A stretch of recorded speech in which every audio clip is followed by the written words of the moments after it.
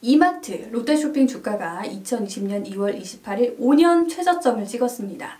그렇지 않아도 하락세였는데 코로나로 바닥을 찍었어요. 주식이 떨어지는 데는 이유가 있겠죠. 이마트부터 봅시다.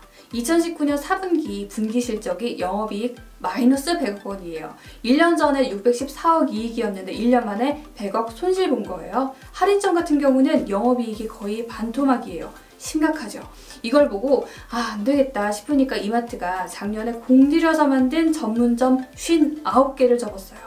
이마트도 최근 3년간 점포 7개 문 닫았고요. 롯데도 비슷해요. 2014년부터 지금까지 매출은 점점 줄고 있고 2017년에는 당기순이익이 아예 안 보이고 아예 당기순 손실이에요. 매출을 내봤자 남는 게 없고 손실이라는 거죠. 여기도 백화점부터 할인점까지 홈쇼핑만 빼놓고 다 매출 줄고 이런 위기가 오다 보니까 롯데쇼핑은 1979년 창사 이래 처음으로 200개 점포 폐점을 선언합니다.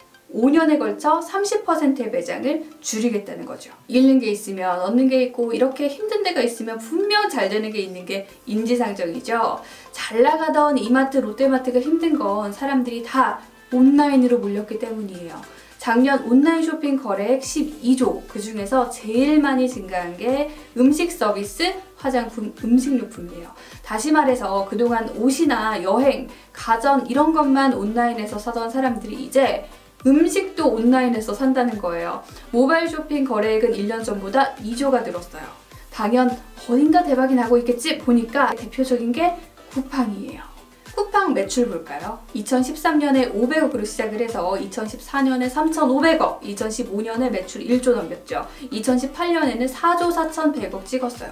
이용자 수가 많으니 그럴밖에요. 2020년 1월 이용자 수는 1,500만 명인데 국내 모바일 쇼핑 앱 이용자 수가 약 2천만 명인데 여기에 75%가 쿠팡을 쓴다는 거예요. 거기에 코로나 때문에 지금 밖에 나가기 무섭잖아요. 모바일로 다 몰린 거예요. 이용자 수가 폭증했죠. 네이버에서 쿠팡 검색량 늘어난 거 보세요. 로켓 배송 검색어도 급격히 늘었고 구글에서도 마찬가지예요. 오죽하면 로켓 배송이 지연된다는 공지까지 떴을 정도예요. 쿠팡에서 지금 뭘 사려고 들어가 봐도 다 일시품절이에요. 이런 말이 있죠. 한 번도 안 해본 사람은 있어도 한 번만 해본 사람은 없다. 이번에 코로나로 그동안에 그래도 채소나 고기 이런 건 이마트에서 롯데마트에서 사던 전데 이번에 처음으로 마트 안 가고 앱으로 주문을 했어요. 이 난리통에 배송이 평소보다 조금 느리긴 했지만 그래도 이틀 정도 기다리니까 오더라고요. 제가 이번에 케일이랑 상추 이런 걸 주문을 해봤거든요. 근데 딱 받고 보니까 마트에서 사는 거랑 별 차이가 없는 거예요. 사 먹을 만한데? 이 생각을 하게 됐는데요. 사람 습관이 무섭다고 이번에 한번 주문을 해보고 나니까 어느새 살 게 생기니까 또 앱에 접속하고 있는 저를 보게 되더라고요. 아마 위기가 끝나도 계속 살 것 같죠? 이렇게 우리가 예측하지 못한 이런 위기에 급성장한 사례가 꽤 있습니다. 아주 대표적인 게 알리바바. 기업 가치가 2018년 기준 605조예요. 작년 매출만 67조고요. 어마어마하죠?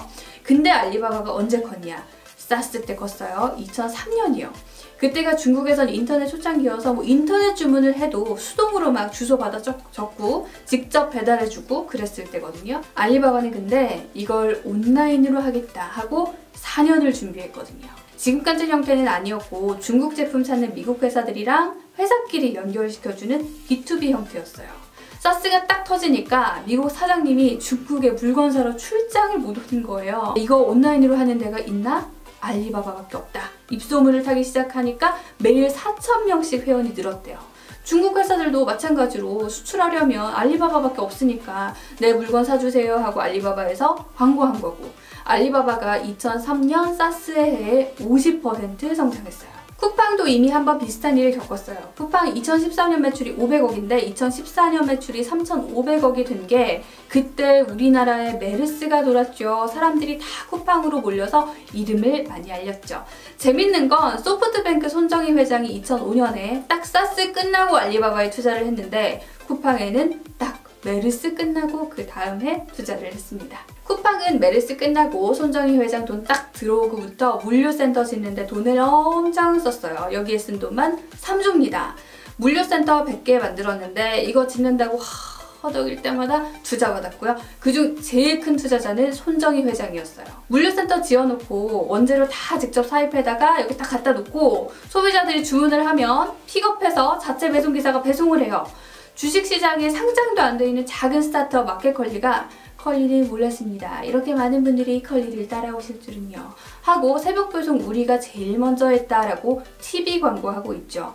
대기업들은 설마 사람들이 마트 안 오고 저런 작은 데서 사겠어? 안일하게 생각을 하다가 이제 딱 발등에 불이 떨어지니까 쿠팡 따라하는 거죠.